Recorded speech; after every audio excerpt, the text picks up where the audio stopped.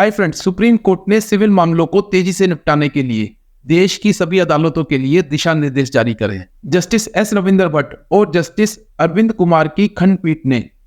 Yashpal Jain versus Sushila Devi के एक case के दौरान सुनवाई करते हुए 12 गाइडलाइंस पास करी है, जिसमें यह बताया गया है कि आने वाले समय में सिविल मामलों को किस तरीके से तेजी से निपटाया जाएगा। तो ये 12 गाइडलाइंस क्या है ये मैं आपको आज बताऊंगा, लेकिन इससे पहले अगर अभी तक आपने चैनल को सब्सक्राइब नहीं किया है तो जल्दी से जल्दी चैनल को सब्सक्राइब कीजिए, बेल आइकन को प्रेस करना मत भूलिएगा। तो फ्रेंड्स, सिविल मामलों को तेजी से निपटाने के लिए सुप्रीम कोर्ट ने जो 12 गाइडलाइंस पास किए वो क्या है, मैं आपको एक एक करके बताऊंगा। नंबर 1, डिस्ट्रिक्ट और तालुका लेवल पे जितनी भी अदालतें हैं उनको टाइम बाउंड सम्मन एग्जीक्यूट कराने के लिए ऑर्डर 5 रूल 2 के अंतर्गत टाइम बाउंड किया जाएगा। नंबर 2, डिस्ट्रिक्ट और तालुका लेवल पे जितनी भी अदालतें हैं उनको ऑर्डर 8 रूल 1 के अंतर्गत रिटर्न स्टेटमेंट को 30 दिन के भीतर लेना होगा, और अगर किसी केस में इस 30 दिन की समय सीमा को बढ़ाया जाता है तो उसका रीजन क्लियरली बताना होगा। नंबर 3, डिस्ट्रिक्ट और तालुका लेवल पे अदालतों में प्लीडिंग कंप्लीट होने के बाद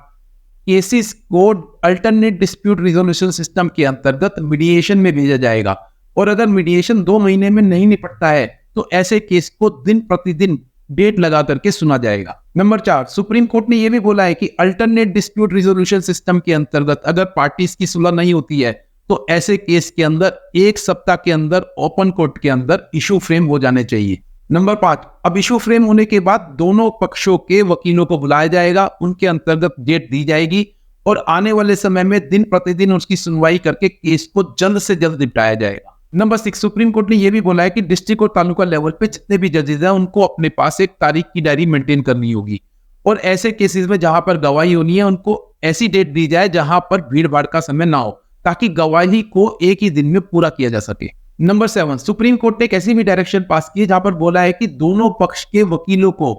ऑर्डर 11 और ऑर्डर 12 के प्रोविजंस के बारे में मालूम होना चाहिए, ताकि ट्रायल को फास्ट किया जा सके। और साथ ही बार एसोसिएशंस को यह डायरेक्शन दी है कि इस तरह के प्रोग्राम्स कोर्ट के अंदर चलाए जाए जहां पर वकीलों को ऑर्डर 11 और 12 के यूज के बारे में समय समय पर प्रोग्राम्स रख के, सेमिनार्स रख के उनको अवगत कराया जाए। नंबर 8, सुप्रीम कोर्ट ने दिशा निर्देश पास करते हुए बार बार यह बोला है कि ऑर्डर रूल 1 जहां पर दिन प्रतिदिन ट्रायल को सुना जाए, ऐसे प्रोविजंस को फॉलो करते हुए कोर्ट को केसेस का जल्द से जल्द निपटारा करना होगा। नंबर 9, सुप्रीम कोर्ट ने यहां पर यह भी बोला है अगर कोई पार्टी जानबूझ के कोर्ट में आकर के एडजमेंट सीख करती है, तारीख मांगती है, तो ऐसी पार्टी के ऊपर भारी कॉस्ट लगानी चाहिए, ताकि फ्यूचर में वो डेट लेने के लिए ऐसी कोई भी टेक्निक ना अपनाए।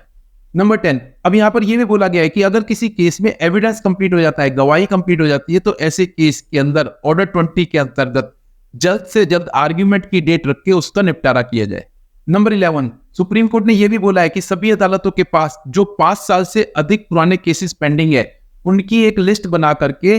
डिस्ट्रिक्ट प्रिंसिपल जज के पास भेजनी होगी, और डिस्ट्रिक्ट प्रिंसिपल जज उन सभी आंकड़ों को एकत्रित करके वहां पर हाई कोर्ट द्वारा बनाई गई एक कमेटी को, जो आगे फ्यूचर में ये डिसाइड करेगी केसेस को कैसे फास्ट खत्म किया जाए, उनके पास भेजेगी। नंबर 12,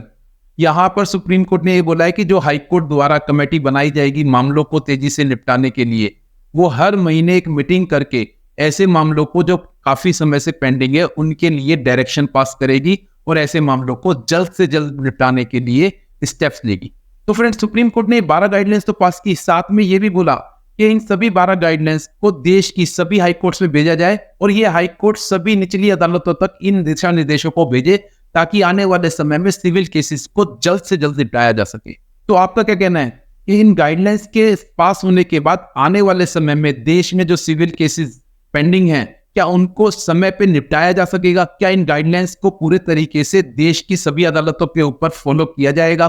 आपका क्या विचार है कमेंट बॉक्स में जरूर लिख करके बताइएगा। आने वाले समय में मैं आपको और भी लीगल इंफॉर्मेशन से अवगत कराता रहूंगा। मैं advocate Yogesh Agarwal. I make your legal decisions easy. Be aware, be safe.